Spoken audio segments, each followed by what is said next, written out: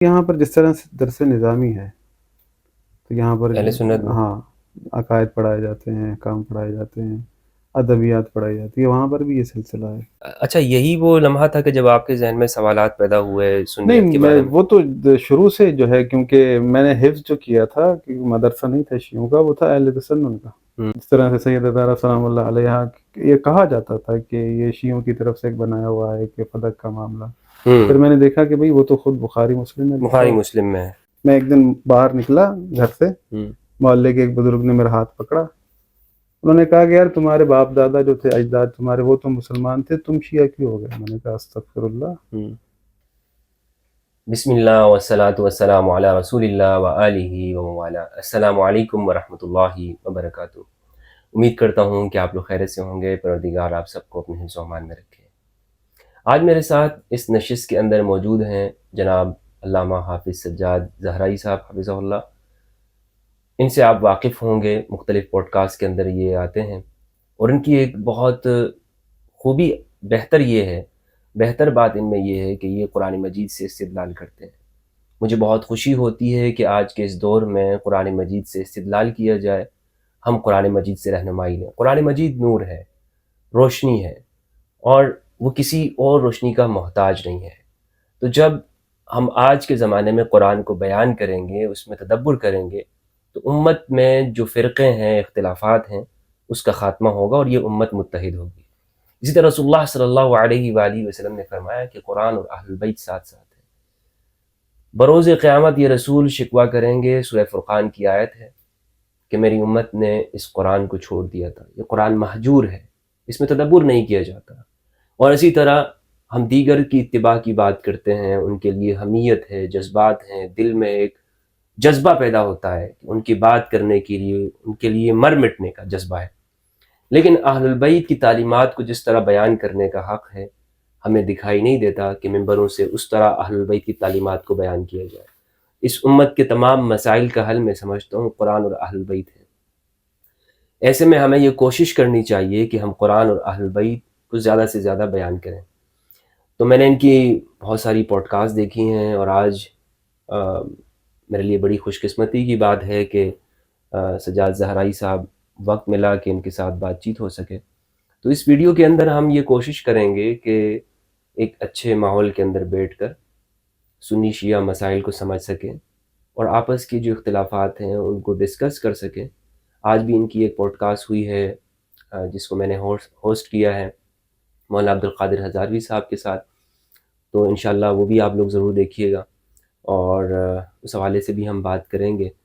تو علامہ صاحب کیا حال ہیں آپ کے؟ الحمدللہ، اللہ کا شکر، فرسٹ کلاس۔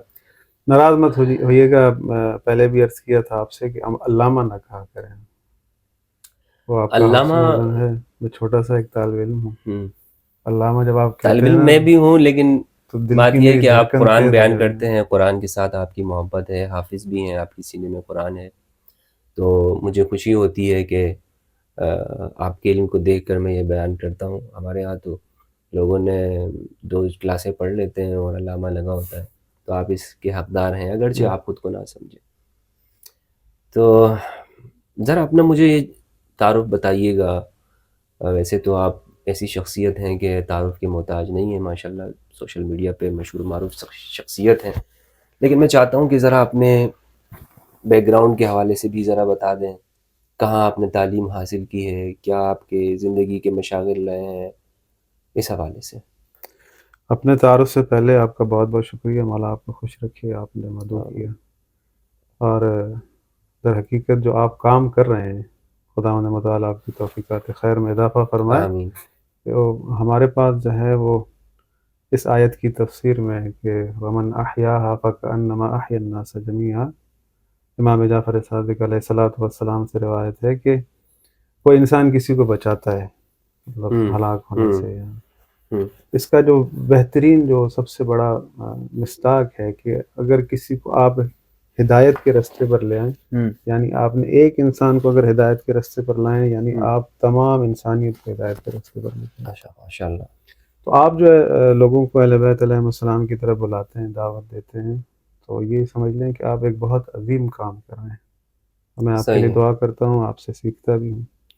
دوسری بات یہ کہ میں نے 1998 میں حفظ کر لیا تھا، پھر اس کے بعد جو ہے وہ حیدرآباد میں اپنے شہر میں حفظ کے بعد عالم کا کورس کیا ایک مدرسے سے، پھر خود اپنی ذاتی تحقیق کی، پھر اس کے بعد میں چلا گیا پڑھنے کے لیے حوزہ علمیہ کم، پھر کم و مشہد دونوں، کچھ سال وہاں تھا کچھ سال وہاں، تو وہاں سے ہو کر میں جو ہے پھر یہاں آیا واپس، اور یہاں پر کتنے سال پڑھا ہے آپ نے کم میں؟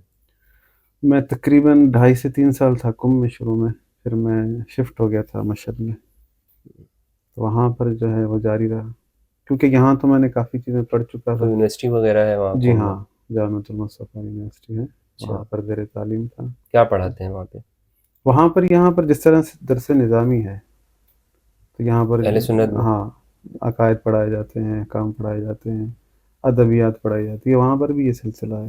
تو وہاں پر جو ہے وہ تھوڑا سا یہ ہے کہ جدت ہے، بہت سارے رشتے ہیں. جیسے یہاں پر آپ اگر یونیورسٹی کالج میں جاتے ہیں تو آپ کا ایک گروپ ہوتا ہے کہ آپ جو ہے وہ میڈیکل میں ہیں یا آپ انجینئرنگ کر رہے ہیں، تو وہاں پر بھی جو ہے تقریباً الحمدللہ 150 سے زائد رشتے ہیں کہ جہاں پر وہ پڑھائے جاتے ہیں، اور اس میں تاریخ ہے، فقہ ہے، فقہ و معارف ہے، علوم قرآن ہے، علوم حدیث ہے. تو میرا جو رشتہ تھا وہ تھا رشتے سے کیا مراد ہے مثلا؟ مطلب گروپ سمجھ لیں. اچھا. اب مثال کے طور پہ ایک ڈاکٹر ہے، وہ دل کا ڈاکٹر ہے، تو آپ اس کے لیے جو ہے وہ گلے کے مسئلے کے لیے نہیں جائیں گے. تو یہ جو ہے اس طرح سے وہ رشتے بنائے رکھیں، جو ضروری چیزیں ہیں احکام کے اندر، فقہ کے اندر، وہ تو سب کو پڑھائی جاتی ہیں. پر خاص جو ہے مثال کے طور پر جب آپ اوپر جاتے ہیں تو ایک کسی خاص اس میں آپ جو ہے وہ اس کو اختصاص ملتا ہے آپ کو کہ جو ہے وہ مثال کے طور پہ علوم قرآن ہو گیا یا فقہ و معارف ہو گیا یا تاریخ ہو گئی، اس طرح. اچھا، تو آپ کی یہ جو خصوصیت ہے کہ آپ قرآن مجید سے استدلال کرتے ہیں، کہاں سے ملی آپ کو؟ یہ اصل میں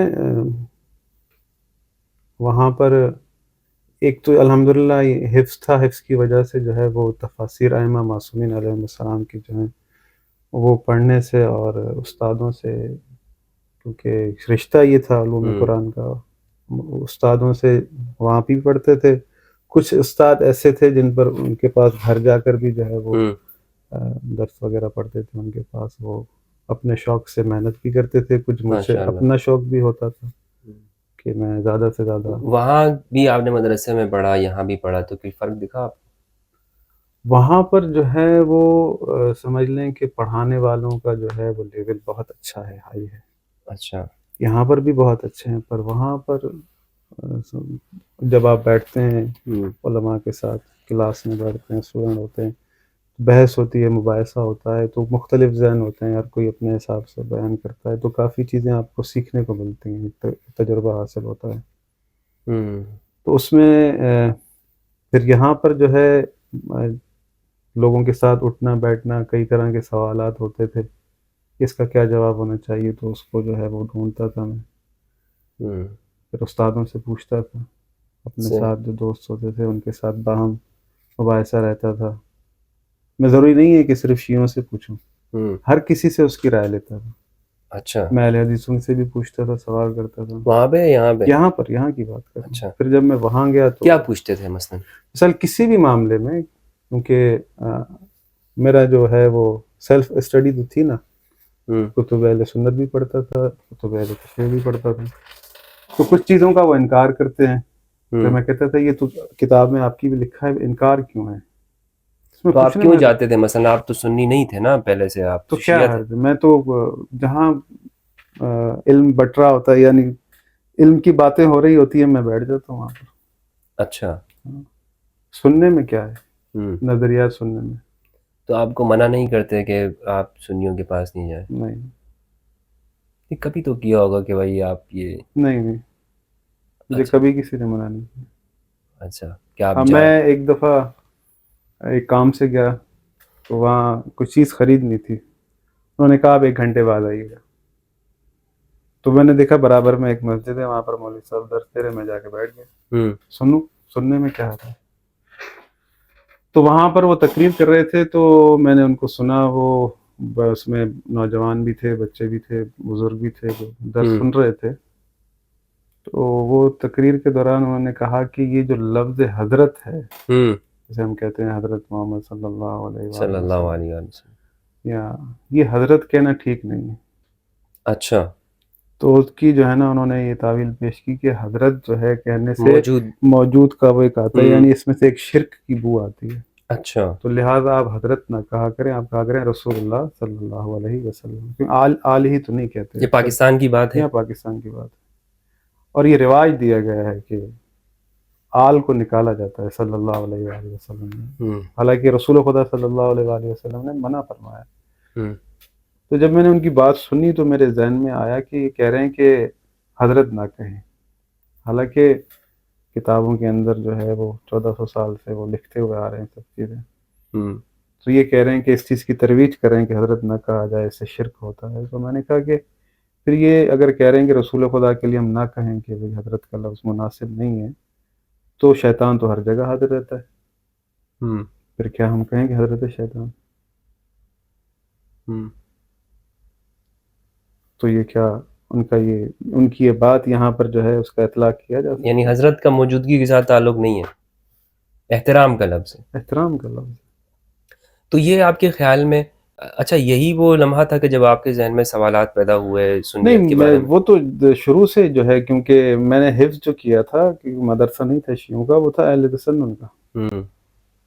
تو وہاں پر حفظ کیا تھا، تو وہاں سے جو ہے نا میرے ذہن میں وہ چیزیں آتی تھی، کیونکہ کہا جاتا تھا، بیان کی جاتی تھی کہ ایسے ہوتے ہیں، یوں ہوتے ہیں. تو میں ان کو سوچتا تھا، پھر اس کی تحقیق کرتا تھا کہ یہ آیا ہمارے عقائد جو ہیں، کیونکہ انسان کو جو ہے نا ایسا نہیں ہونا چاہیے کہ میں اگر مثال کے طور پر ایک فرقے وہ سے ٹرننگ ہوں. پوائنٹ ذرا بتائیں. بہت سے ہیں اس میں، اگر میں بیان کروں تو ساری رات لگ جائے گی.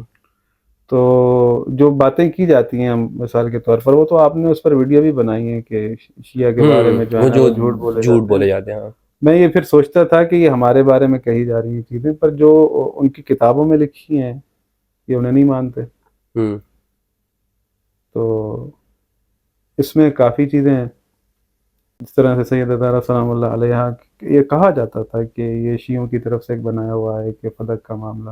پھر میں نے دیکھا کہ بھئی وہ تو خود بخاری مسلم میں بخاری مسلم میں ہے. تو یہ کہہ رہے ہیں کہ اچھا ابھی تو ماننے لگے ہیں آہستہ اب تو ماننے لگے ہیں، اب تو ایسا کوئی وہ ایشو نہیں ہے. بہرحال یہ تو ایک آپ نے میرے اس کے پرسنل اس کا سوال کیا، تو باتوں باتوں میں جو ہے نا وہ ایک آ گئی. بہرحال اصل میں ایسا ہے کہ بات سنی شیعہ کی نہیں ہے، بات یہ ہے کہ خداوند متعال بندوں سے کیا چاہتا ہے. اچھا کیا چاہتا ہے؟ اول چیز یہ ہے کہ مجھے بڑا تعجب ہوتا ہے کہ کئی لوگ ایسے ملتے ہیں جب یہ ان سے کہا جاتا ہے کہ خداوند متعال نے اجر رسالت میں رسول خدا صلی اللہ علیہ وآلہ وسلم کے اہل بیت کی مودت کو طلب کیا ہے. ان سے مودت قل لا اسألکم علیہ اجرا الا المودۃ فی القربہ، کہ اے محمد ان سے کہو کہ اگر تم مجھے رسالت نہیں مانگتا ہوں مگر یہ کہ میرے اقربا سے مودت رکھیں. تو بعض اوقات ایسے بھی لوگ دیکھیں وہ کہتے ہیں کہ آیت قرآن میں. ہاں بھائی بالکل قرآن میں. خداوند متعال آپ سے کہہ رہا ہے. کچھ لوگ اس کے معنی کے اندر بھی تحریف کرتے ہیں کہ یہاں پر قربا سے مراد تو قریش کی محبت ہے. نہیں، ایسا نہیں. اللہ رب العالمین، یہ بات سمجھ لیں، مطلب آپ تو مجھ سے زیادہ جاننے والے ہیں. میں جو ہے، جو میں نے تحقیق کی ہے، جو میں نے سوال کیے ہیں، یا جو اللہ رب العالمین یا دوسری قرآن کی آیتوں کو ہم اگر دیکھیں تو اللہ رب العالمین اگر آپ کو کسی کے لیے کہہ رہا ہے کہ اس سے مودت رکھیں تو وہ کوئی خاص لوگ ہیں. اچھا. اللہ کبھی بھی کسی ایسے کی مودت کا آپ کو حکم نہیں دے سکتا جو غیر معصوم ہو. یہ اللہ کے لیے ہم گمان نہیں کر سکتے. اگر ہم سوچیں، عام مومنوں سے محبت کا حکم نہیں ہے. عام مومنوں سے وہ دوسرے سینس میں، المومنون والمومنات بعضهم اولیاء بعض، ایک دوسرے کے مددگار ہیں. مومن کو مومن سے جو ہے کہ وہ محبت ہونی چاہیے، لیکن واجب اجر رسالت میں ہونا وہ ایک جدا چیز ہے. اچھا. اور اس کے ساتھ جو ہے نا 3 آیتیں اور بھی ہیں. कुल मा असलुकुम अलैहि मिन अजरिन फहुव लकुम, ये जो तुमसे अजर मांगा गया ये तुम्हारे लिए है, इसमें तुम्हारा फायदा है। फिर अच्छा, दूसरी इस पे कुछ लोग ये बात भी करते हैं अल्लामा साहब, मुझे बहुत हैरत होती है, ताज्जुब भी होता है मुझे। वो कहते हैं कि इस्लाम में नेपोटिज्म यानी नस्लियत और असबियत नहीं है, कि हुजूर इस्लाम तो सब के लिए आया, इन्ना अक्रमकुम इंदल्लाहि अतकाकुम, तुम में मुअज़्ज़ज़ वो है कि जो सबसे ज़्यादा मुत्तकी है। तो हुजूर ये बात कैसे कर सकते हैं कि मेरे बच्चों की मोहब्बत रखो? इस्लाम तो देखें नस्ल के नहीं, नस्ल हाँ, परस्ती में नहीं है इस्लाम में। असल में ऐसा है कि खुदावंद मुताल ने अगर मवद्दत का हुक्म दिया है तो ज़रूर उसमें एक ख़ास बात है। फिर खुदावंद मुताल ने फरमाया कि ये जो अजर मांगा गया है इसमें तुम्हारा फ़ायदा है। फिर दूसरी आयत कहती है कुल मा असलुकुम अलैहि मिन अजरिन इल्ला मन शाअ अन यत्तखिज़ इला रब्बिही सबीला, ये अजर अदा करके अब जो चाहे अल्लाह की सबील पर चल पड़े। फिर तीसरी जो है वो चौथी जो आयत है वो ये है कि कुल मा असलुकुम अलैहि मिन अजरिन वमा अना मिनल मुतकल्लिफीन, सूरह साद के अंदर, कि ये जो मैंने तुमसे अजर मांगा है, क्या तुम समझते हो कि मैं झूठ बोल सकता हूँ, तुमसे झूठ बोलकर ये अजर मांग रहा हूँ? ऐसा नहीं है। खुदावंद मुताल कह रहा है रसूल खुदा इनसे ऐसे कहो, क्या तुम मेरे बारे में ये गुमान करते हो कि मैं अपनी तरफ से कोई झूठ बोल सकता हूँ, तुमसे ये अजर मांगा है? अच्छा, ये जो आयत है इन्नल्लाह अस्तफ़ा आदम व नूहन, इस आयत के अंदर अल्लाह सुब्हानहू व तआला फरमा रहे हैं कि मैंने आले इमरान को, आले इब्राहीम को, इनको चुन लिया, आदम, नूह को, इब्राहीम को और इनकी आल को चुन लिया।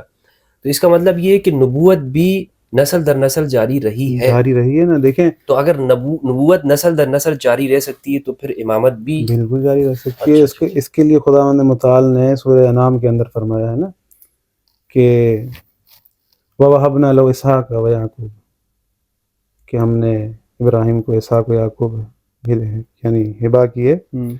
कुल्लन हदैना व नूहन हदैना मिन कब्लु व मिन ज़ुर्रियतिही दाऊद व सुलैमान व अय्यूब व यूसुफ व मूसा व हारून व कज़ालिक नजज़िल मुहसिनीन, अंबिया का जिक्र आया, ठीक है।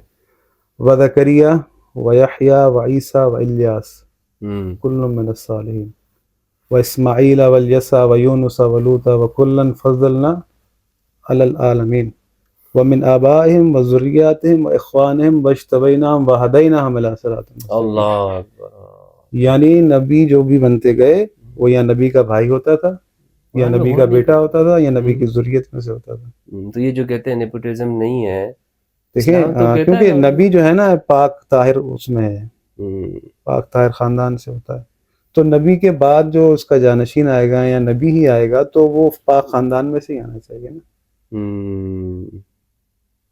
ये बात है। अब यहाँ पर जो है ना आप देखें कि ये मौलवी इनको कुरान नहीं पढ़ाता है मेरे ख्याल में, ये दूर रखता है कुरान। क्या चीज़? मौलवी जो है आप देख लेना सोशल मीडिया पर फतवे आ गए, आप कुरान को तर्जुमे से ना पढ़ें गुमराह हो जाएंगे। वो किताब जिसमें नूर है, जिसमें हिदायत है, ये किताब कैसे गुमराह करेगी? क्योंकि वो समझते हैं कि लोग अगर पढ़ें, अगर पढ़ ले तो गुमराह हो जाएंगे। नहीं, ऐसा नहीं है। मतलब वो चाहते हैं कि हम लोगों को हम बताएं कि कुरान क्या है। तो ये जो है वो ऐसा नहीं होना चाहिए। इस मफहूम को वो, हालांकि अच्छी बात है, यानी ये जमहूरी माशरों के अंदर आज के ज़माने में अगर हम इस पे बात करते हैं ना कि देखें नस्ल परस्ती नहीं है इस्लाम में, इस्लाम तो सब नस्लों की वो बात करता है कि जो तुम में अच्छा है वही, बात तो सही है, लेकिन ये जिस मफहूम में बयान की जाती है वो मफहूम ठीक नहीं है। मफहूम ठीक नहीं। वो आप सूरह हदीद की आयत देखें ना, वलक़द अरसलना नूहा व इब्राहीम व जअलना फ़ी ज़ुर्रिय्यतिहिम अन-नबुव्वह वल किताब फ़मिनहुम मुहतद। वलक़द अरसलना नूहा व इब्राहीम, नूह और इब्राहिम की ज़ुर्रियत में हमने क्या रखा? किताब, जो हिदायत पर थे, नबुवत भी रखी, किताब भी रखी। तो जब ये गुज़िश्ता अंबिया के लिए अल्लाह रब्बुल आलमीन का ये सिलसिला है, तो रसूल खुदा के बाद अगर यहाँ पर बात आती है तो कहते हैं कि नहीं, ऐसा नहीं, ऐसा नहीं है। यहाँ पर आके वो ये कहते हैं नहीं नहीं जनाब, वो तो इस्लाम तो इस चीज़ के लिए आया ही नहीं है, इस्लाम तो सिर्फ एक ख़ानदान के लिए है ही नहीं, इस्लाम तो पूरी इंसानियत की बात करता है। अच्छी बात है, पूरी इंसानियत की बात है, लेकिन ये कुरान के मुखालिफ ये लोग बात करते हैं। बिल्कुल, वो कुरान की आयत है, इनविटेशन कार्ड। खुदा मुताल ने फरमाया कि वल्लाहु यदऊ इला दारिस्सलाम व यहदी मन यशाउ इला सिरातिन मुस्तकीम। अल्लाह तुम्हें दारुस्सलाम की तरफ क्या कर रहा है? दावत दे रहा है। आओ, दारुस्सलाम क्या है? जन्नत। اللہ رب العالمین تمام انسانوں کو انوائٹ کر رہا ہے، دعوت دے رہے ہیں. کہاں آؤ؟ دارالسلام آؤ. دارالسلام آؤ. دارالسلام کیا ہے؟ جنت، جہاں نہ خستگی ہے، جہاں نہ تھکاوٹ ہے، جہاں نہ غم ہے، جہاں نہ پریشانی ہے، نعمتیں ہی نعمتیں. اللہ کا وعدہ ہے. اللہ کہہ رہا ہے تمام انسانوں کو کہ تم یہاں اس میں تمہیں دعوت دے رہا سائڈ ہوں، ہاں. یعنی دارالسلام کی طرف آؤ. تمام انسان پکارے جا رہے ہیں دارالسلام کی طرف، لیکن اللہ رب العالمین جو دارالسلام کی طرف بلا رہا ہے، امیر المومنین نے بھی فرمایا ہے کہ اپنے آپ کو، اپنا سودا یعنی خود کو کبھی بھی جنت کے سودے کے سوا مت بیچنا. اپنی اچھا. قیمت رکھنا تو جنت رکھنا. ہر انسان بلایا جا رہا ہے، اس کو دعوت دی جا رہی ہے آؤ جنت کی طرف، لیکن امام حسن، امام حسین سردار، یعنی جنت کے جوانوں کے سردار، جوانان جنت، سید شباب اہل الجنہ، سیدہ زہرا سلام اللہ علیہ، سیدۃ النساء العالمین، امیر المومنین یا علی انت قسیم الجنت والنار. جس جنت کے لیے لوگ بلائے جا رہے ہیں کہ تمہیں اس کی دعوت دی جا رہی ہے، اس کے حصول کے لیے عمل کرو، لیکن ان کو جنت کی سرداری آلریڈی ملی ہوئی ہے. تو کسی بھی صورت میں ان لوگوں سے برتر کوئی نہیں ہو سکتا جن کو یہ عہدے ملے ہوئے ہیں. اچھا. باقی تو دعوت دیے جا رہے ہیں، اور اگر جنت، سورہ دہر کے اندر آپ پڑھیں کہ ہم نے جنت اور حریر جنت لکھ کر دے دیا ہے امیر المومنین کے فضائل میں، وَمِنَ النَّاسِ مَن يَشْرِي نَفْسَهُ ابْتِغَاءَ مَرْضَاتِ اللَّهِ. اب یہاں سے ایک اور بات مجھے یاد آ گئی کہ رسول خدا صلی اللہ علیہ وآلہ وسلم نے 40 سال ایک ٹائٹل کسب کیا، صادق و امین. مشرکین مکہ انہیں صادق و امین کہتے تھے، حالانکہ نبوت کا اعلان تو پہلے بھی ہو سکتا تھا، لیکن 40 سال تک ان لوگوں کے بیچ میں رہ کر ان لوگوں کا کوئی اثر نہیں لیا، بلکہ ان کے اندر صادق و امین بن کے رہے. اعلان نبوت کیا، اللہ کے حکم سے مکہ چھوڑ رہے ہیں.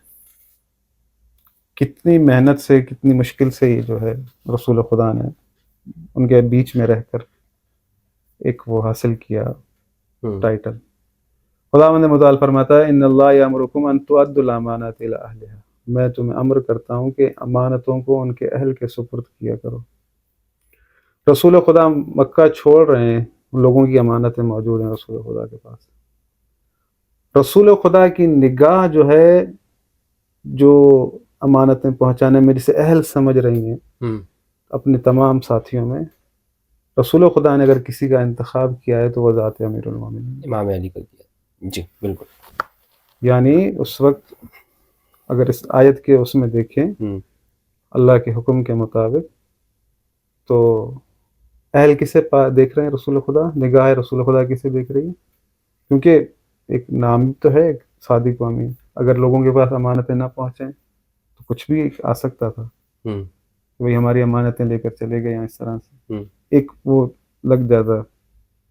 لیکن اس حالت میں بھی رسول خدا نے جو ہے وہ چاہا کہ امانتیں واپس کی جائیں، اور انہیں نکلنا بھی تھا ہجرت کے لیے، اور ایسا محسوس بھی کروانا تھا کہ محمد مصطفیٰ گھر میں امیر المومنین کا انتخاب کیا کہ تم میرے بستر پر سو. یعنی کہنے کا مقصد یہ ہے کہ نگاہ محمد مصطفیٰ وہاں پر جو اہل سمجھ رہی ہیں کسے؟ امیر المومنین کو. تو ان کی نگاہ بعد میں تبدیل نہیں ہو سکتی، پھر ان کی جو ہے نگاہ ہر جگہ ایک ہی ہے، پوری زندگی ایک ہی ہے کہ وہ اپنے دین کی امانت میں بھی جو ہے نا بہترین انہی کو دیکھ رہے ہیں کہ وہی جو ہے رسول خدا کے علم کے وارث ہیں، وہی بہترین ہیں امت کو سنبھالنے میں. جس طرح سے قرآن میں ہے کہ اللہ رب العالمین نے پسند کیا اسے رہبری کے لیے، بادشاہت کے لیے طالوت کو، کہ اس کے پاس علم بھی ہے، اس کے پاس شجاعت بھی ہے. تو یہی قانون یہاں پر کیوں نہیں؟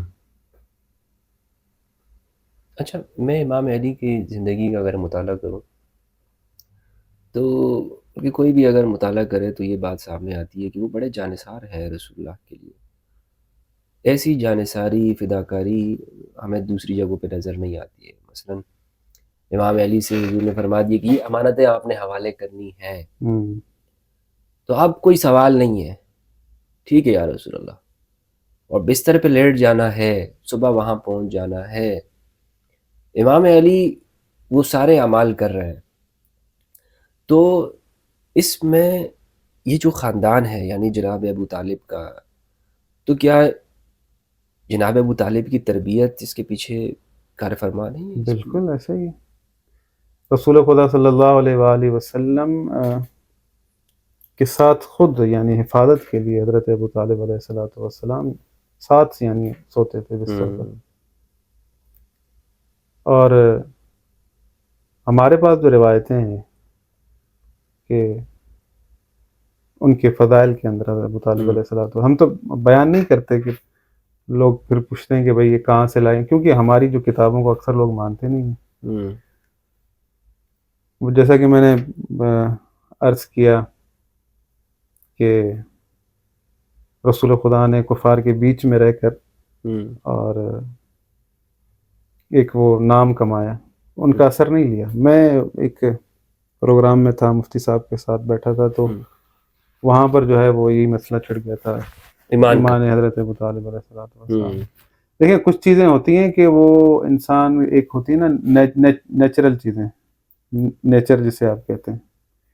آپ اس دور کے اندر مثال کے طور پر میں ہوں، اگر ساری زندگی کوئی گناہوں کے کام کرتا رہوں اور اچانک سر پہ ٹوپی رکھ لوں، داڑھی رکھ لوں اور لوگوں سے کہوں کہ قبلہ چلیں نماز کے لیے، گناہ نہ کریں، تو کیا کہیں گے آگے مجھ سے؟ سو چوہے کھا کر بلی حج پہ چلی۔ تو ایک عجیب وہ ایک ہوتا ہے کہ یار یہ ساری زندگی کیسی گزاری اور اب ہمیں کیا کریں، حاجی صاحب بن گئے۔ تو سمجھنے کے لیے اگر انسان سمجھے، قبول کرے، تو وہ دلیل کافی رہتی ہے۔ رسول خدا صلی اللہ علیہ وآلہ وسلم قرآن کی آیتیں پڑھ رہے ہیں کفار کے سامنے، وَإِذَا قِيلَ لَهُمْ تَعَالَوْا إِلَىٰ مَا أَنزَلَ اللَّهُ وَإِلَى الرَّسُولِ قَالُوا حَسْبُنَا مَا وَجَدْنَا عَلَيْهِ آبَاءَنَا۔ اللہ کہہ رہا آؤ قرآن کی طرف، میری طرف، میرے رسول کی طرف، تو کہتے نہیں ہمارے باپ دادا کا دین ہمارے لیے کافی ہے۔ تو اللہ کہہ رہا ہے اَوَلَوْ كَانَ آبَاؤُهُمْ لَا يَعْقِلُونَ شَيْئًا وَلَا يَهْتَدُونَ، تمہارے باپ دادا کے پاس نہ عقل تھی نہ ہدایت تھی۔ دوسری آیت کہتی ہے کہ تمہارے باپ دادا جو ہے جاہل تھے۔ تو رسول ان کو یہ آیتیں پڑھ رہے ہیں، کامن سینس کی بات ہے۔ دیکھیں یہ لازمی چیز ہے، کیونکہ عیب اگر رسول خدا کی ذات میں نکل آیا، اگر ریٹن میں کوئی کافر کہہ دے کہ آپ ہمارے بڑوں کو کہہ رہے ہیں کہ وہ جو ہے جاہل تھے، عقل نہیں تھی، آپ کے بھی تو یہی تھے۔ اللہ، اگر مثال کے طور پر کافر کوئی آگے سے کہہ دے اس طرح سے، کیا بات کی آپ نے، کیا بات، مکے کا حل کر دیا۔ مکے کا بچہ جانتا تھا، بچہ جانتا تھا کہ محمد کے بڑوں کا دین اور ہمارے بڑوں کا دین ایک نہیں ہے۔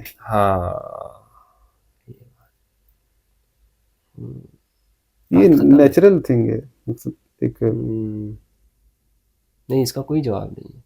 میں چیلنج ہے میرا، کوئی ثابت کر کے دکھا دے کبھی کسی نے ریٹرن میں کوئی اچھا سا کہا ہو۔ نہیں یہ تو انسانی فطرت ہے، اس پہ بنتا ہے کہ تانا دے دیتے ہیں فوراً، ہمیں دیتے ہیں لوگ، اب ہمیں کہہ رہے ہیں کہ ہمارے باپ دادا جو ہے وہ اس نظریے اور فکر کی وجہ سے وہ جاہل ہیں، تو اس پر تو آپ کے جناب عبد المطلب بھی ہیں، اس پر جناب آپ کے عبداللہ بھی تھے، اس پر جناب آپ کے ابو طالب بھی ہیں، اب ہمیں کیسے کہہ رہے ہیں؟ ہمارے بڑے مثال کے طور پر دادا وہ سنی تھے، تو آج تک ہمیں تانا ملتا ہے تمہارے باپ دادا تو مسلمان تھے۔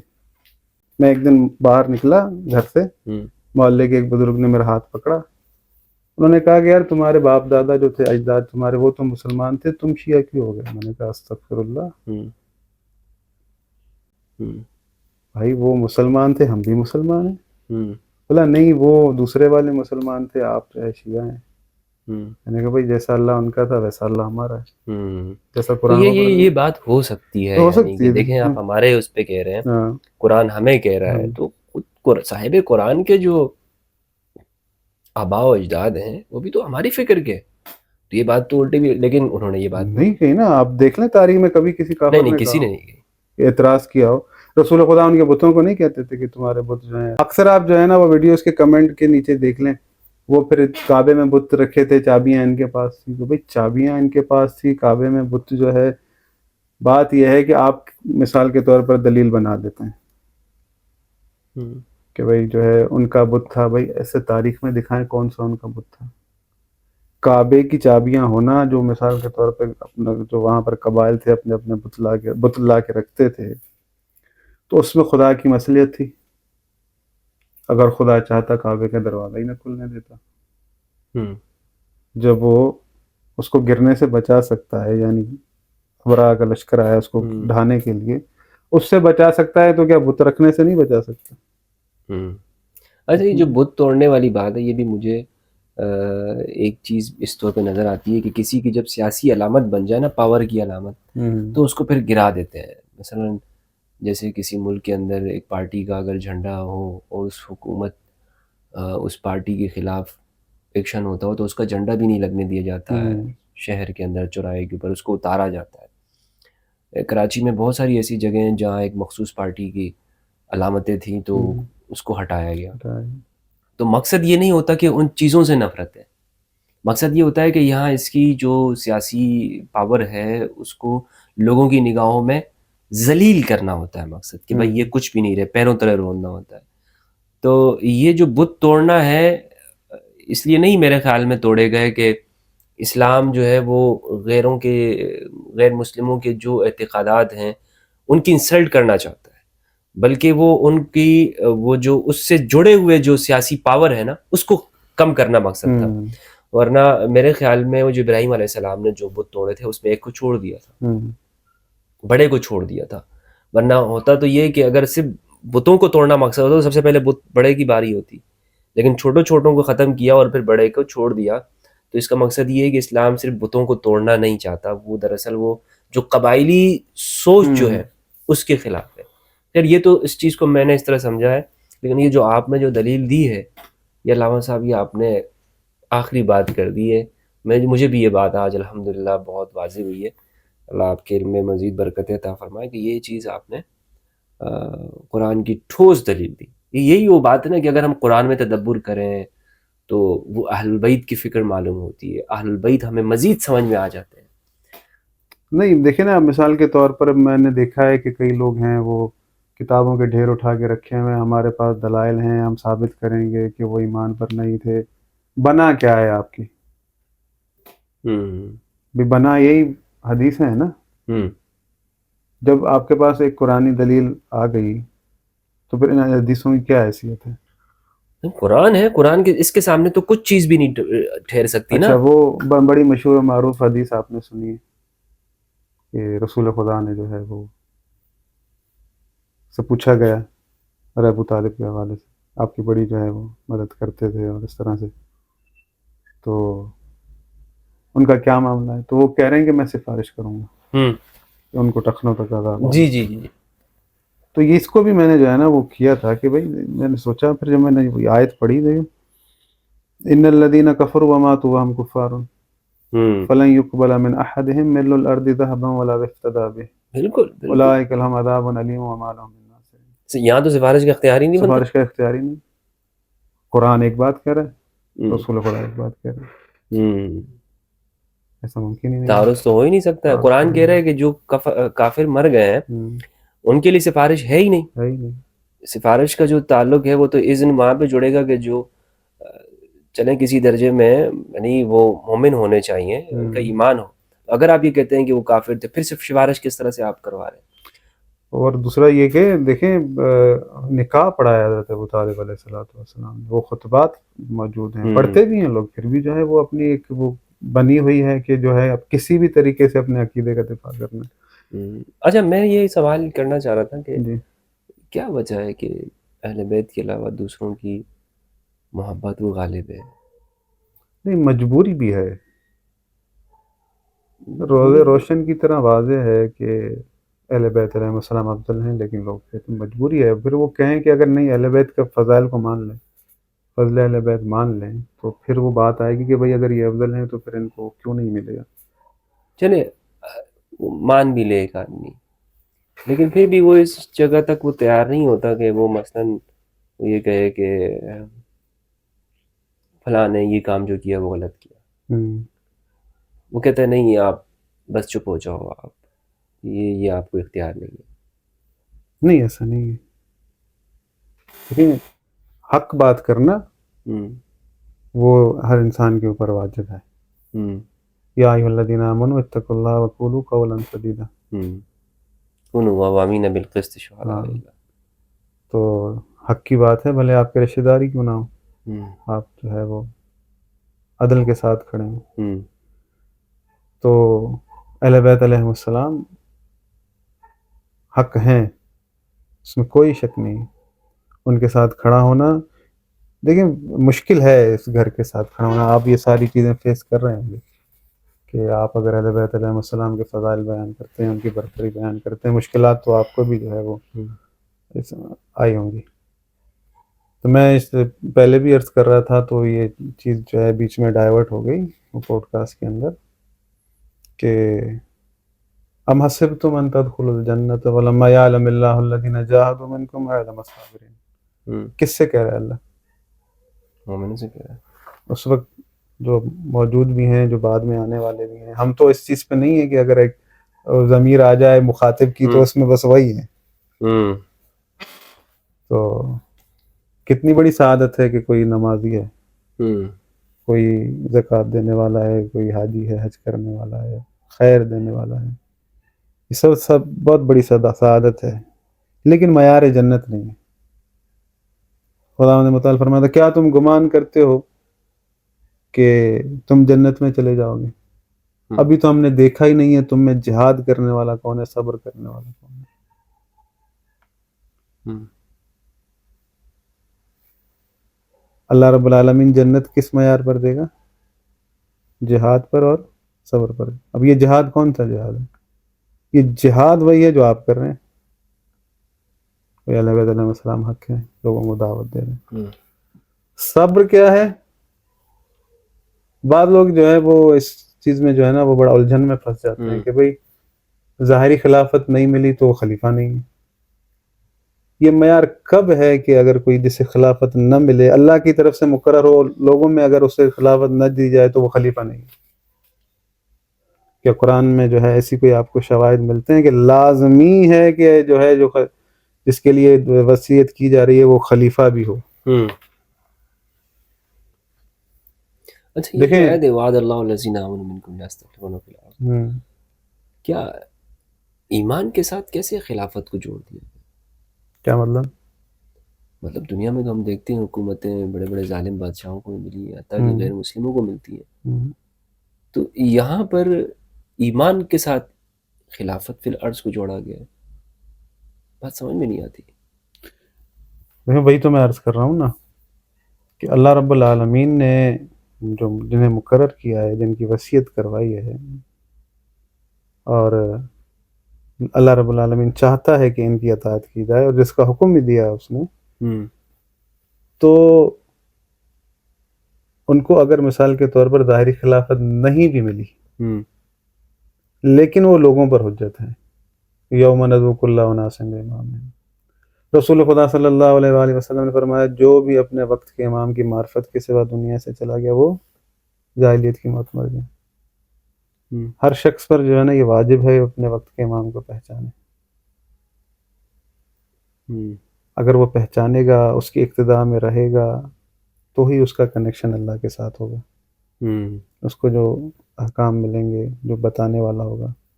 رسول خدا صلی اللہ علیہ وآلہ وسلم دین لائے ہیں، تو یہ ایسا نہیں ہے کہ رسول خدا جو ہے وہ آیت آئی ہے کہ وَيُحِلُّ لَهُمُ الطَّيِّبَاتِ وَيُحَرِّمُ عَلَيْهِمُ الْخَبَائِثَ، یہ صرف تھوڑی بتانے آئے کہ آپ مٹن کھا سکتے ہیں، آپ جو ہے وہ فلاں گوشت نہیں کھا سکتے، آپ یہ والا پرندہ کھا سکتے ہیں، یعنی صرف اس لیے نہیں آئے۔ يُحِلُّ لَهُمُ الطَّيِّبَاتِ وَيُحَرِّمُ عَلَيْهِمُ الْخَبَائِثَ، اللہ کے رسول اس لیے آئے ہیں کہ آپ کو ظالم کی اطاعت سے روکیں، بلکہ اللہ کی اطاعت کی، اللہ کی سبیل کی طرف چلیں۔ اچھا، میں یہ سمجھتا ہوں کہ یہ جو آیت ہے نا یہ ابھی تک پوری نہیں ہوئی ہے۔ کیسے مطلب؟ مطلب ابھی تک زمین پر اہل ایمان کو پوری زمین پر خلافت نہیں ملی۔ یہ دیکھیں نا یہ مخصوص جو ہے نا پوری ان کے پاس جو ہے اللہ کی طرف سے پوری زمین کی خلافت ہے. جس طرح یہ ہے والذی ارسل رسولہ بالہدی ودین الحق، لیظہرہ علی الدین کلہ، جس یہ تو دن یہ مہلت تمام ہو جائے گی، تو کیا یہ آپ سمجھتے ہیں ابھی ہو چکا ہے؟ امام زمان عجل اللہ تعالیٰ فرج و شریف آئیں گے تو پوری زمین کی خلافت ان کے پاس ہوگی ظاہری طور پر. اچھا ایسا کوئی زمانہ گزرا ہے جس میں یہ کام ہوا ہو، اظہار دین تمام ادیان کے اوپر ہو چکا ہو؟ دیکھیں بعض اوقات یہ اعتراض ہوتا ہے کہ قرآن عربی زبان میں نازل ہوا ہے، ہمارا تعلق نہیں ہے اس کے ساتھ، آپ نے دیکھا ہوگا. تو یہ ایسا ممکن نہیں ہے کہ قرآن جو ہے وہ ہر قبیلے ہر زبان میں الگ الگ آتا، کتاب کی وہ قدر نہ رہتی. کتاب اتری ہے ایک زبان میں، عربی میں. خداوند متعال نے اس کا ایک صاحب بنایا ہے، وہ لوگوں سے بات کرے گا قرآن کے مطابق ان کی زبانوں میں جو وہ سمجھتے ہیں، جو وہ سمجھتے ہیں. وہ کیا سمجھے؟ یعنی یہ کمال سارا کا سارا صاحب کتاب میں اللہ نے رکھا ہے کہ وہ بیان کرے گا کہ یہ کتاب اللہ کی کیوں کہتی ہے. کیا فرمایا؟ امیر المومنین وہ واحد شخصیت ہیں جنہوں نے کہا کہ سلونی سلونی قبل ان تفقدونی. ائمہ معصومین وہ اشخاص ہیں کہ جو لوگوں سے ان کی زبانوں میں بات کرتے تھے، ان کے ذہنوں کے مطابق بات کرتے تھے. تو انہوں نے کیا فرمایا؟ یہ آیت سے کیا مراد ہے؟ اس آیت سے مراد جو ہے ائمہ معصومین نے فرمایا ہے کہ یہ مخصوص ہے کہ کیونکہ ایک اللہ رب العالمین کی طرف سے جو ہے مہلت ہے. بعض اوقات جو ہے نا وہ لوگ اشتباہ میں پڑ جاتے ہیں. اب مثال میں آپ کو دوں کہ جو اس وقت میرے ذہن میں آ رہی ہے کہ سورت کا نام میں آپ کو نہیں بتا رہا، میں آپ کو یہ ساری آیتیں جو ہے بھیج دوں گا، اگر ممکن ہو سکے تو یہ نیچے اگر لکھی ہوئی آئیں تو لوگوں کے سننے کے لیے آسانی ہو جائے گی. وَيَقُولُونَ طَاعَةٌ فَإِذَا بَرَزُوا مِنْ عِنْدِكَ بَيَّتَ طَائِفَةٌ مِّنْهُمْ غَيْرَ الَّذِي تَقُولُ وَاللَّهُ يَكْتُبُ مَا يُبَيِّتُونَ. یہ منہ سے کہتے ہیں کہ آپ کی، یہ منافقین کے لیے آپ کی اطاعت جو ہے وہ فرما برداری دل سے منظور ہے، لیکن اے رسول جب یہ آپ سے پاس کے اٹھ کے چلے جاتے ہیں تو اپنے گھروں میں تمہاری باتوں کے خلاف مشورے کرتے ہیں. غیر الذی تقول واللہ یکتب ما یبیتون، اور جو وہ باتیں کرتے ہیں اللہ لکھ لیتا ہے. سوال یہ ہے کہ وہ اتنا طاقتور، اتنا قوی، لکھ کیوں لیتا ہے؟ کوئی کاروائی کیوں نہیں کر رہا؟ سورہ مجادلہ الم تر الی الذین نہوا عن النجوى ثم یعودون لما نہوا عنہ ویتناجون بالاسم والعدوان ومعصیۃ الرسول. ان کو منع کیا گیا ہے کہ کانوں میں سرگوشیاں نہ کریں، نجوا نہ کریں، پھر بھی وہی کرتے ہیں. کون سی کرتے ہیں؟ معصیت رسول، رسول کی نافرمانی. اللہ نے تو نہیں کہا کہ کون سی نافرمانی، بیٹھے ہیں رسول کے سامنے لیکن رسول کی باتوں کے خلاف جو ہے وہی سامنے باتیں ہو رہی ہیں. اللہ نے کوئی فرشتے نہیں بھیجے، وہ اپنے گھروں میں جا کے رسول خدا غیر الذی تقول، یعنی رسول کی بات کے خلاف بات ہو رہی ہے. اللہ کہہ رہا میں لکھ لیتا ہوں. لکھ کیوں لیتے ہیں؟ اسمال حجت کے لیے. اللہ رب العالمین زبردستی نہیں منوائے گا اپنی باتیں. ٹھیک ہے آپ اپنا زور لگائیں، میری طرف سے مہلت ہے. اللہ رب العالمین نے یہ نظام دیا ہے کہ اگر میں لوگوں کو پکڑتا وَلَوْ يَأْخُذُ اللَّهُ النَّاسَ بِمَا كَسَبُوا مَا تَرَكَ عَلَىٰ ظَهْرِهَا مِن دَابَّةٍ وَلَٰكِن يُؤَخِّرُهُمْ إِلَىٰ أَجَلٍ مُّسَمًّى. اگر ہم لوگوں کو ان کے اعمال کی وجہ سے پکڑتے تو زمین میں چرند پرند کسی کو نہ چھوڑتے، پر یہ سب کا سب مؤخر ہے قیامت کے لیے، تو وہاں میں حساب لوں گا. یہاں انسانوں کو چھوڑا ہے، ہدایت کا رستہ دکھا دیا، یہ ہدایت کا رستہ ہے، یہ برائی کا رستہ ہے. اب جس کی جو جہاں دل چاہے، انسانوں کو فیصلہ سنا دیا اپنا. وَمَن يُشَاقِقِ الرَّسُولَ مِن بَعْدِ مَا تَبَيَّنَ لَهُ الْهُدَىٰ وَيَتَّبِعْ غَيْرَ سَبِيلِ الْمُؤْمِنِينَ نُوَلِّهِ مَا تَوَلَّىٰ وَنُصْلِهِ جَهَنَّمَ. جو بھی حق واضح ہونے کے بعد اللہ اور اس کے رسول کی مخالفت کرے گا، جس رستے پر چلے گا ہم چلنے دیں گے. ٹھیک ہے، جا. بات یہ ہے کہ جس چیز کی طرف اللہ اور اس کا رسول بلا ہے ہمارے لیے وہ حجت ہے. اللہ کے رسول، اللہ ہمیں بلا رہا ہے جنت کی طرف، دار السلام کی طرف. اس دار السلام کا رستہ کیا ہے؟ میں تمہارے درمیان قرآن اور اہل بیت چھوڑ جا رہا ہوں. وہ دار رسول خدا نے دکھا دیا، یہ دار ہے کہ اس دار سے اس دار تک جاؤ. لیکن لوگ تو پریشان ہیں، ان کو پتہ ہی نہیں چلتا کہ پتہ نہیں چلتا، سب پتہ ہے. مسلمانوں میں اتنی تحریکیں بنی ہوئی ہیں. کوئی کہہ رہا ہے کہ اس رستے سے جاؤ گے تو جنت ملے گی، کوئی کہہ رہا ہے کہ کسی کو مار کے جاؤ گے تو جنت ملے گی، کہہ رہا ہے پھٹ کے جاؤ گے. ان کو پتہ ہی نہیں چل رہا ہے. نہیں، جو مقصد یہ کام کر رہے ہیں ان کو سوچنا چاہیے کہ جنت کا راستہ رسول خدا نے جو دیا ہے، حقیقی راستہ وہی ہے. اور یہ جنت کا راستہ جس کے لیے جو چاہ رہے ہیں، مثال کے طور پہ یہ جو چیزیں ہوتی ہیں، ان کو سوچنا چاہیے کہ یہ جنت کی سرداری تو ہے تو حسنین کے پاس، ان کے ذریعے سے جائیں نا، اس دار کے ذریعے سے جائیں جو دنیا میں ہے. وہاں سے تو نہیں لینی، وہاں سے لینی ہوتی تو ان کو قتل نہ کرتے. امام مہدی کے لیے رسول خدا نے کہا کہ میری ذریت میں سے، اسی دار میں سے سیدہ زہرا سلام اللہ علیہ.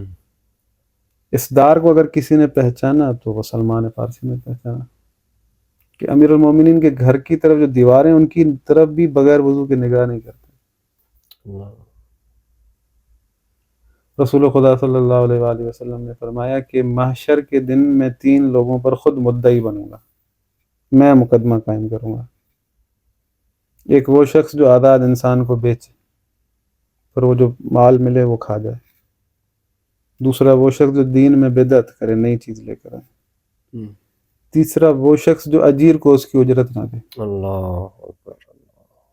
رسول خدا نے فرمایا اے لوگوں، میں محمد تمہارا اجیر ہوں، خبردار میری اجرت مت بھولنا. کیا بات ہے. میری اجرت کیا ہے؟ میرے اقربا سے مودت رکھنا. مودت فرسٹ اسٹیپ ہے. اللہ رب العالمین مودت کہہ رہا ہے جب ہوگی تو ان کی بات ماننی، کیونکہ مودت تب کروائی جاتی ہے جب ان کی بات منوائی جائے. کوئی بات ہے. کیوں؟ علم میں سب سے بڑھ کر آ گئی ہے، تقوی پرہیزگاری میں سب سے بڑھ کر آ گئی، صبر و استقامت میں سب سے بڑھ کر آ گئی، سخاوت میں سب سے آ گئی، حلم و بردباری میں سب سے آ گئی. جب تک حضرت ابو طالب علیہ السلام زندہ تھے، رسول خدا کو کفار کچھ نہ کر سکے. کیا کہتے تھے کہ جب تک ابو طالب زندہ ہے ہم کچھ نہیں کر سکتے. نہیں کر سکتے. یہ سب نے لکھی ہے، سب نے بات لکھی. وہ بڑا پیارا قصہ یاد آ گیا. صاحب تفسیر المیزان اعلام، اپنی اعلام الورا میں لکھتے ہیں، کتاب کا نام ہے، کہ احد کے دن ایک شور اٹھا کہ محمد قتل ہو گئے. تو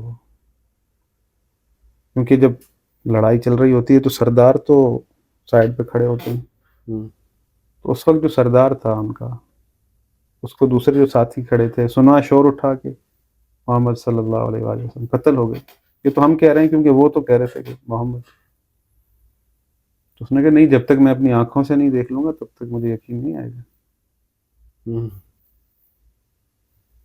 تو اس نے گھوڑا دوڑایا، ایک چوٹی پر کھڑا ہوا، وہ جنگ کا نظارہ کر رہا ہے. اس کے ساتھی بھی پیچھے آئے. تو اس نے جب میدان میں نگاہ دوڑائی تو فوراً چلانا شروع کیا. اپنے ساتھیوں سے کہا کہ پیچھے لوٹو، مال غنیمت لوٹ رہے تھے مسلمانوں کو. سب پیچھے ہٹو، پیچھے ہٹو، محمد زندہ ہے، محمد زندہ ہے، زور سے کہا. پیچھے ساتھیوں نے کہا کہ آپ نے اپنی آنکھوں سے دیکھا کہ محمد زندہ ہے؟ انہوں نے کہا نہیں، میں نے محمد کو نہیں دیکھا. پھر کہا کیسے تمہیں پتہ چلا کہ محمد زندہ ہے؟ کہا نہیں، علی زندہ ہے نا، تلوار لیے کھڑا ہے، یعنی محمد ہے. یہ کسی، وہ اس کے جملے ہی ہیں، کسی ماں نے ایسا نہیں جنا کہ علی سے پہلے کوئی محمد تک پہنچ جائے. علی زندہ اور محمد دنیا میں نہ. یہ وہ بھی سمجھتے ہیں اس بات. جو جملہ حضرت ابو طالب علیہ السلام کے لیے وہاں مکے میں کہا جاتا تھا، وہی بدر میں کہا گیا محمد اور علی ساتھ میں. کیا جوڑی ہے دونوں. تو عشق امیر المومنین رسول خدا سے ایسا تھا کہ وہ فنا ہے، فنا پھر رسول تھے. کیا بات ہے. علی کے بغیر نہیں سمجھ سکتے رسول. میں کہتا ہوں کہ ایک لمحہ کوئی امیر المومنین کی زندگی جیسا نہیں گزار سکتا. باتیں ہم کرتے ہیں، لوگوں سے کہتے ہیں، ہم میں وہ حال نہیں ہے جو ہے صاحب کا. ایک شخص گزر رہا تھا، لیکن جو رسول کے ساتھ جو تعلق تھا، جو محبت تھی امیر المومنین کی، ایسی محبت کسی نے نہیں کی. کیوں کر رہے ہیں؟ کیونکہ وہ پتہ ہے، وہ معرفت رکھتے ہیں، رسول کو پہچانتے ہیں، رسول کیا ہے۔ اچھا، میرے سامنے بہت سارے لوگوں نے یہ خلافت کے حوالے سے بات کی، لیکن ایک روایت مجھے ملی مستدرک الحاکم کے اندر ہے کہ امام علی نے کہا کہ اگر ایسا کوئی لمحہ بھی نہیں آیا کہ میں نے حضور سے کچھ مانگا اور حضور نے مجھے نہیں دیا، اور جب بھی کسی کو دیتے ہیں تو پہل مجھ سے کرتے ہیں۔ یہ امام علی کو اتنا کانفیڈنس ہے، تو اسی لیے اس کے ساتھ جب میں وہ بات جوڑتا ہوں کہ جب حضرت ابوبکر نے حضرت عمر رضی اللہ عنہ نے رشتہ طلب کیا سیدہ کا، تو حضور نے انکار کیا۔ سنن نسائی کی روایت ہے، حضور نے فرمایا کہ نہیں، نا صغیرۃ، وہ چھوٹی ہیں، حالانکہ سیدہ کی عمر اس وقت میں 20 سال تھی اور یہ رشتہ مانگ رہے تھے۔ تو یہ کہہ سکتے تھے کہ کل تو چند ماہ پہلے ہی آپ نے ہماری 9 سال کی بچی سے شادی کی ہے، آپ ہمیں آج 20 سال بڑی بہترین جو ہے وہ دلیل دی آپ نے۔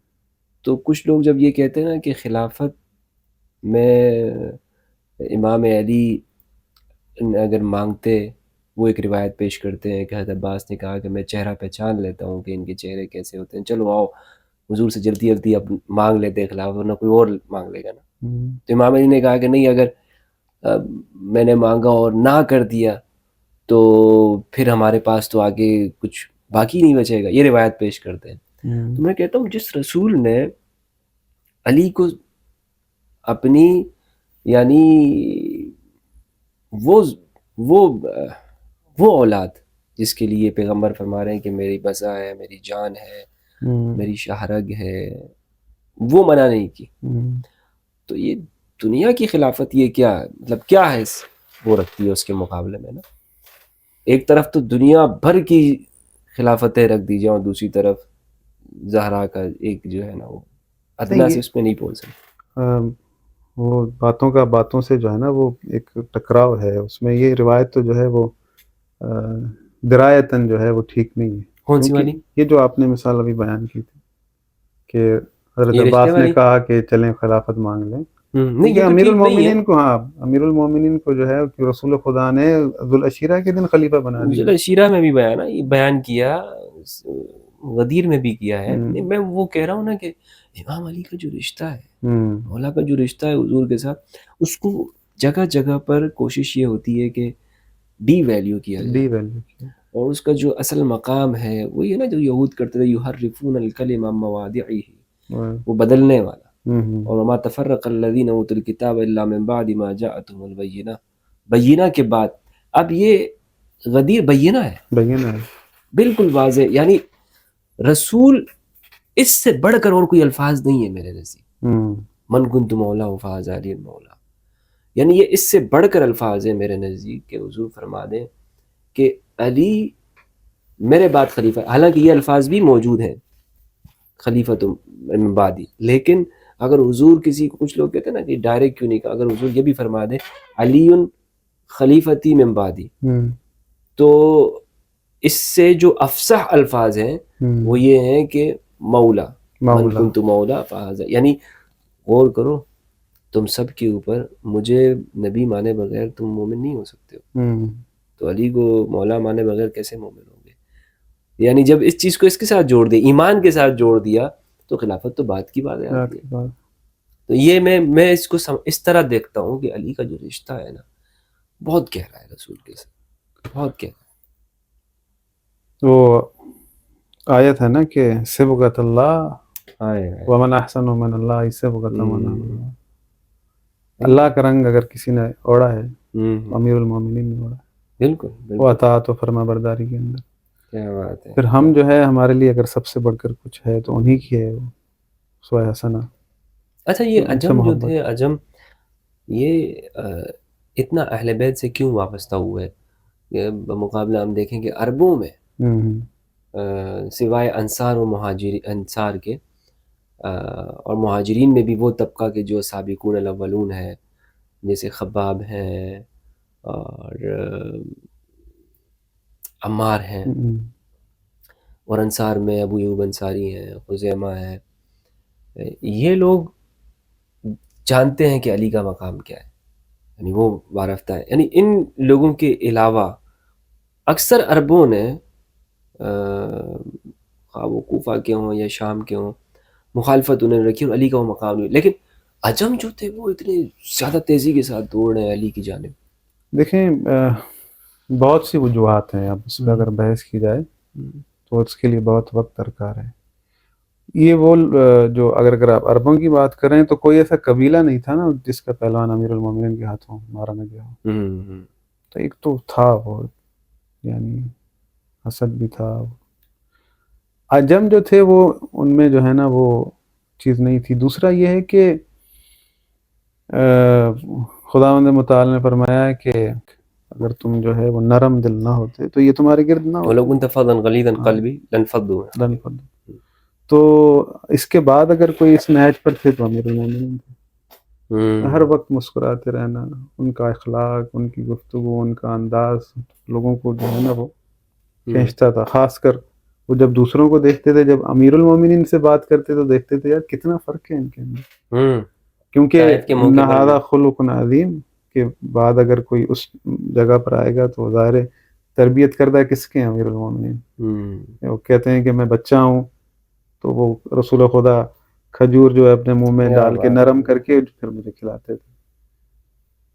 میں ان کے پیچھے ایسے ایسے چلتا تھا جیسے اونٹنی کا بچہ اپنی ماں کے پیچھے چلتا. بھائی کی طرح تھے بالکل. تو وہ یعنی فاطمہ بنت اسد سے رسول خدا کہتے تھے کہ علی کا گہوارہ میرے بستر کے ساتھ لگاؤ. اب حالانکہ بچے کا گہوارہ تو ماں کے ساتھ ہوتا ہے، لیکن امیر المومنین کا گہوارہ ہوتا تھا رسول خدا کے بستر کے ساتھ.